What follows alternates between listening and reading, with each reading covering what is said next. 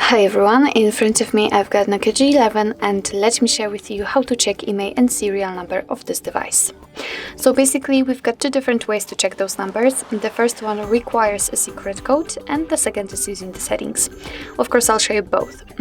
So let's maybe begin with a secret code. Let's tap on the dialer. Tap on the keypad, as this is the place where we can enter it, and the code for the IMEI number is *#06#.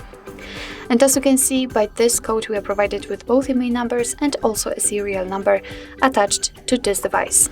So let me tap on OK and let me show you another way. As I said, you've seen the settings. It will be useful if for some reason the secret code won't work. You will still be able to check it. So let's enter the settings. Now let's scroll down to the very bottom and tap on About Phone. And here we have to scroll down a little bit. As you can see right here, we've got both IMEI numbers for both SIM slots. And if you'd like to check the serial number, you have to enter model and hardware, and the serial number will appear right in the middle.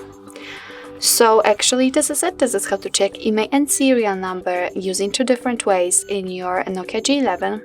Thank you so much for watching. I hope that this video was helpful, and if it was, please hit the subscribe button and leave the thumbs up.